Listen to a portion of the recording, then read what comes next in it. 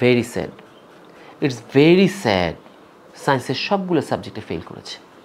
Report দেখে আর কি হবে, সায়েন্সের সবগুলো সাবজেক্টে ফেল করেছে। আর বাবার আদর পেয়ে পেয়ে আশকারা পেয়ে এই অবস্থা, অধপতন। আমি এখন কীভাবে মুখ দেখাবো ওর কাজিনদের কাছে, আমার শ্বশুরবাড়ির লোকদের কাছে? আমার শ্বশুরবাড়ির প্রত্যেকটা ছেলে মেয়ে কাজিনরা বড় বড় ডাক্তার। ওকে নিয়ে কত স্বপ্ন আশা দেখেছিলাম, বড় ডাক্তার বানাবো, ইঞ্জিনিয়ার বানাবো, সবগুলোই জলাঞ্জলি। আগে টিচার রেখেছিলাম, ওকে ঠিকমতো ভালো করে পড়াতে পারেনি। এখন আপনার উপর ফুল দায়িত্ব আমি দিয়েছি, কিভাবে ওকে ফার্স্ট ক্লাস পেতে হয় সম্পূর্ণ আপনার উপর দায়িত্ব। যদি টাকা লাগে আমি আরও দেবো। ওর বাবার কোনো প্রপার্টির অভাব আছে? টাকা পয়সা কোনো কিছু তো অভাব নেই। যদি আপনি বলেন আরও টিচার রাখতে, আমি আরও টিচার রেখে দেবো। তারপর ওকে ডাক্তার হতেই হবে, নাহলে আমি সমাজে মুখ দেখাতে পারবো না, আমার আত্মীয় স্বজনের কাছে আমি মুখ দেখাতে পারবো না। স্যার, আমার ছেলেটাকে আপনি যেভাবে ডাক্তার বানান, আমার টাকা পয়সা কোনো কিছুর অভাব নেই। আপনারা কিছুই বুঝতে পারছেন না। এখানে তো টাকা পয়সা বা আগের শিক্ষক কী করেছে সেটা ম্যাটার করছে না। ম্যাটার করছে যে ও কেন সায়েন্সের সব সাবজেক্টে ফেল করলো। Let me talk with him, আমি তার সাথে একটু কথা বলি। আচ্ছা বাবা, তুমি বলো তো, এই যে তোমার অন্য সব সাবজেক্টের রেজাল্ট খুব ভালো, তুমি ইংলিশে খুব ভালো করেছো A+, তোমার বেঙ্গলিতে A+, সোশ্যাল সায়েন্সে A+, রিলিজিয়নে A+, এমনকি অন্য অনেক সাবজেক্টে তুমি ভালো রেজাল্ট করেছো উইদাউট সায়েন্স। এখন তুমি বলো সায়েন্সের সাবজেক্টে তুমি কেন ফেল করলে? স্যার, সায়েন্সের সাবজেক্ট একটাও আমার মাথায় ঢুকে না, কিচ্ছুই বুঝি না। এটা তো খুব দুঃখের কথা। আচ্ছা আমাকে এতটুকু বলো তো, তুমি কি সায়েন্সের সাবজেক্ট পড়ে বুঝতে পারো কোথায় কি হচ্ছে? না স্যার, কিচ্ছুই বুঝি না, আমার মাথায় ঢুকে না। দেখো, তোমার বাবা মায়ের খুব ইচ্ছে তুমি ডাক্তার হও। শুনেন স্যার, মাথা ঢুকবে কিভাবে? সারা দিন থাকে মোবাইল নিয়ে পড়ে। আচ্ছা আমি তো কথা বলছি, এই বয়সের ছেলেমেয়েরা খুব সেন্সিটিভ হয়, ওরা টিনেজ বয়স পার করছে, ওদের সাথে এইভাবে কথা না বলে বুঝিয়ে কথা বলতে হবে। আচ্ছা তুমি আমাকে বলো তো, তোমার বাবা মা তো চাইছে তুমি ডাক্তার হবে, তোমার কি ইচ্ছে? স্যার, আমার ডাক্তার হওয়ার কোনো ইচ্ছে নেই। আমার ইচ্ছে হচ্ছে আর্টিস্ট হওয়া, চিত্রশিল্পী। দেশে বিদেশে সব জায়গায় আমার চিত্রই থাকবে। ও আচ্ছা, তার মানে সে একজন আর্টিস্ট হতে চাইছে, পেইন্টার। স্যার, ও চিত্রশিল্পী হয়ে কী হবে? চিত্রশিল্পী হয়ে কী হবে মানে? বুঝো না, আজে বাজে ছেলেদের সাথে চলাফেরা করে, এখন মাথায় ভূত চাপছে চিত্রশিল্পী হবে। আপনি আপনি থামুন, আমি ওর সাথে একটু কথা বলছি। তুমি কি চারুকারুকলায় পড়তে চাচ্ছ? জি স্যার। আপনারা কেন ভাবছেন যে ওর মাথায় আজে বাজে ভূত চেপেছে? ও তো ভালো কাজ করতে চাইছে। সব বাবা মাই যে তার সন্তানকে ডাক্তার ইঞ্জিনিয়ার বানাবে তা তো নয়, সে একজন চিত্রশিল্পী হতে চাইছে। ওকে ডাক্তারই হতে হবে, আমাদের ফ্যামিলির একটা রেপুটেশন আছে। আচ্ছা জোর করে চাপিয়ে দিলে তো হবে না। তো চারুকলাতে পরে কী করবে? সেখানে তো নেশা করবে। চারুকলা লোকের তো নেশা করে ছেলেরা। এগুলো ভুল ধারণা, সব ভুল ধারণা নিয়ে বসে আছে। নেশার কথা বললেন না, সেটা যে কেউ করতে পারে, শুধু চারুকারুর ছেলেরা নেশা করবে তা কিন্তু নয়। চারুকারু থেকে এত ভালো ভালো মেধাবী বেরিয়েছে আপনারা ধারণা করতে পারেন না। আপনি যদি মকবুল হক ফিদা হোসেনের কথা বলেন, তারপরে ভিনসেন্ট ভ্যান গোগের কথা বলেন, আমাদের দেশে জাইনুল আবেদিন, কামরুল হাসান, এদের কথা বলেন, এরা বিশ্বে নন্দিত। চারুকারু কলা থেকে বেরিয়ে এখন অনেকে অনেক কিছু করছে, আর্ট ডিরেকশন দিচ্ছে, নির্মাতা হচ্ছে, স্কাল্পচার বানাচ্ছে, বিশ্বে সমাদৃত হচ্ছে। আর কি বললেন, টাকা কি করবে? টাকা কামাই করবে কিনা? একটা চিত্রের দাম জানেন? মাঝে মাঝে আমাদের দেশে এক্সিবিশন হয়, এক একটা ছবি 10 লাখ 20 লাখ টাকায় বিক্রি হয়।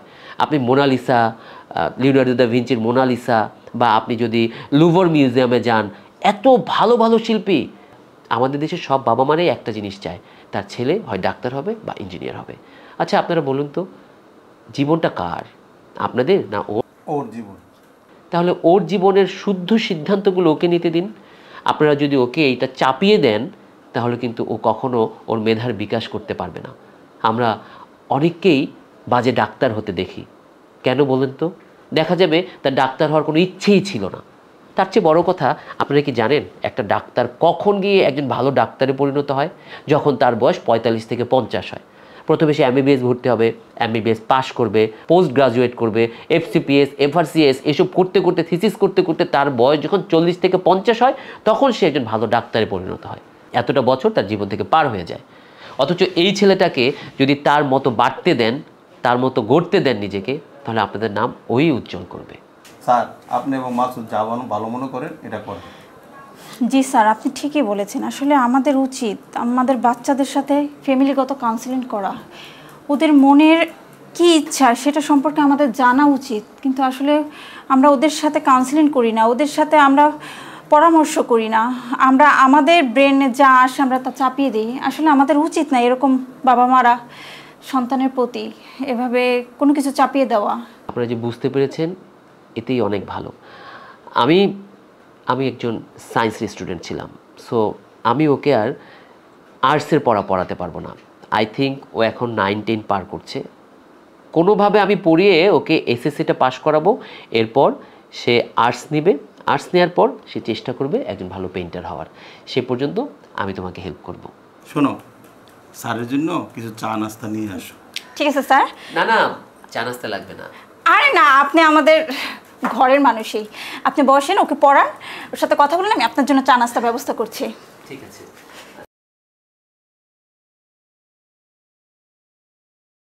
দেখছো মা, তোমার জামাইয়ের কোনো আক্কেল জ্ঞান আছে? কেমন একটা জঙ্গলের মধ্যে দাঁড় করায় রাখছে। তার নাকি কি একটা বস আসবে, বসের ফার্ম হাউস আছে, সেটা ভিজিট করতে গেছে। তোমার জামাইয়ের সাথে এই কারণে আমার সংসারে মিলে না, ভাল লাগে না। কি অবস্থা, ভয়ঙ্কর একটা জঙ্গল, মশা মাছি, কি অবস্থা, মনে হচ্ছে কোথা থেকে। আচ্ছা থাম তো, দেখি কখন আসে। এই জন্য আমার ওর সহ্য হয় না, সব সময় ও নিজের মতো করে থাকবে। মা, মানে আমাদের কোনো সময়। দেখো তো, ওইটা তোমার সেই স্টুডেন্টটা না তুমি পড়াতে? হ্যাঁ তার মতোই তো লাগছে। সেটাই তো। মনে আছে যে পড়া পারতো না, ক্লাসে ঠিক আরে মতো হ্যাঁ, আসতো না? বকাটে একটা ছেলে ছিল, হুম। স্কুলের মধ্যে সব সময় দুষ্টামি ফাজলামি করতেই থাকছে, ওরে নিয়ে আর পারি নাই। আরে ম্যাডাম, আসসালামু আলাইকুম। ম্যাডাম কেমন আছেন? ওয়ালাইকুম আসসালাম, ভালো আছি। তুমি এখানে কেন? ওয়ালাইকুম আসসালাম। ম্যাডাম আমার চিনতে পারছেন? তোমাকে আবার চিনবো না? ক্লাসের মধ্যে তুমি যে বকাটা ছিলে, গরিব ছোট লোক, ঠিক মতো টিউশনির টাকাটা পর্যন্ত দিতে পারো নাই, তা এখানে কি করছো তুমি? দেখো না, বেশভূষা দেখেই তো বোঝা যাচ্ছে এখন বোধহয় কোথাও কামলা খাটতেছে। ম্যাডাম ঠিকই বলছেন, আর আপনার মেয়েও ঠিক বলেছে। আসলে আমি গরিব ছোট লোক ছিলাম, এখন নাই। মানে তুমি কি কোটিপতি হয়ে গেছো নাকি? তুমি কি বড়লোক হয়ে গেছো যে আমাকে শোনাচ্ছ? তুমি আগেও যেমন ছিলে ঠিক এখনো তুমি তেমনই আছো, একটুও বদলাওনি। আরে বুঝো না, খালি কলস বাজে বেশি, ফকিন্নিদের বড় বড় কথা। ঠিকই বলেছিস। স্যার আপনি এখানে? আসসালামু আলাইকুম স্যার। ওয়ালাইকুম সালাম। এই দাঁড়াও দাঁড়াও দাঁড়াও, তুমি তাকে স্যার বলছো কেন? আরে উনি তো আমাদের স্যার, খান গ্রুপ অফ ইন্ডাস্ট্রিজের একমাত্র ওনার মামুন খান। সৈকত, কি বলছো তুমি? উনি তোমার বস? আহা, আমার কোথাও ভুল হচ্ছে না। ও স্যার সরি, আমি পরিচয় করিয়ে দিই, ইনি হচ্ছে আমার শাশুড়ি মা আর ইনি হচ্ছে আমার স্ত্রী। আর স্যার আমি কিন্তু ঢাকায় আপনার অফিসে গিয়েছিলাম, আপনার কাছে আমার একটা ফাইল পড়ে আছে, সেখানে আপনার জাস্ট একটা সাইন প্রয়োজন, একটা রেকমেন্ডেশন প্রয়োজন, তাহলে 20 কোটি টাকার একটা প্রজেক্ট আমি পাবো। ওখানে গিয়ে দেখলাম আপনি নেই, শুনলাম আপনি ফার্ম হাউসে আছেন, খোঁজ নিয়ে আপনার ফার্ম হাউসে চলে এলাম। ভাবলাম স্ত্রী আর শাশুড়িকেও নিয়ে যাই, তারাও একটু গ্রাম দেখে আসবে। হ্যাঁ, আমার একটু কাজ ছিল সেজন্য আসলাম। একা মানুষ কি করব বলো, সব দেখতে হয় আমাকে। জি ম্যাডাম একটা কথা মাথায় রাখবেন, সব মানুষের সব সময় এক যায় না, কখনো দিন কখনো রাত। জীবনে কখনো রাত আসলে দিন অবশ্যই আসবে। আপনার কাছে আমি যখন গিয়েছিলাম তখন আমি গরিব ছিলাম। হ্যাঁ আমি মানছি, তখন আমার অভাব ছিল, পড়ার টাকা দিতে পারতাম না, সেজন্য আপনারা আমাকে অবহেলা করতেন, পড়ার নেই। কিন্তু এখন আপনাদের মতো কয়েকজনকে আমি পড়াতে পারি, টাকা খরচ দিতে পারি। স্যার আমাকে একটু ক্লিয়ার করেন তো, আপনার সাথে কি ওনাদের আগের পরিচয় আছে নাকি কোনো বেয়াদবি করেছে? না সৈকত, পরিচয় আছে। এই তোমার শাশুড়ির কাছে এক সময় আমি যেতাম পড়ানোর জন্য, বলতাম যে আমাকে একটু পড়ান, আমার আব্বা অনেক গরিব, কিন্তু উনি পড়াতো না, কারণ উনি সব বড় লোকের ছেলেদের পড়াতো। তাই ওনার সাথে হয়তোবা ওইভাবে পড়াশোনা হয় নাই, আমার জীবনটা অন্যভাবে কেটেছে। যাক, থ্যাংক ইউ ম্যাডাম, আপনি পড়ালে হয়তোবা আমি কোনো জায়গায় কোনো একটা ছোটো অফিসে জব করতাম। আপনি পড়ার নেই বিধায় কষ্ট করে আজকে এখানে আসছি। স্যার আমি জানি না আপনাদের মধ্যে কি হয়েছে, তবে ওদের হয়ে আমি হাত জোড় করছি। আমি জানি বরাবরই আমার স্ত্রী আর আমার শাশুড়ি একটু অহংকারী। না না না সৈকত, আমরা যেহেতু ভুল করেছি ক্ষমাটা আমরাই চাই। সরি ভাইয়া, ভুল হয়েছে, আমি আসলে বুঝতে পারিনি এভাবে আপনাকে কষ্ট দিয়ে কথা বলার জন্য। আমি আন্তরিকভাবে দুঃখিত। হুম, আন্তরিকভাবে দুঃখিত হওয়ার কিছু নেই। এখন যেটা করছো তোমরা সেটা হলো জানার পরে, অর্থাৎ তেলের মাথায় সবাই তেল দেয়। আর একটু আগে যেটা করেছো ওটা ছিল বাস্তব। আমার মাথায় তেল ছিল না, সেটাই ভেবেছিলে। স্যার তো সো সরি।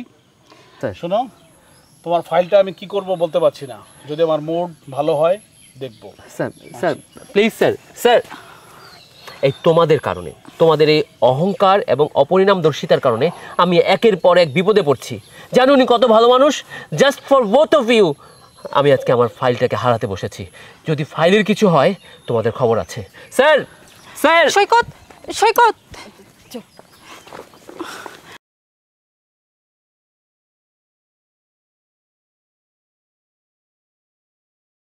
মায়ের কি এখনই অফিসের কাজে বাইরে যাওয়া লাগলো ভাবি?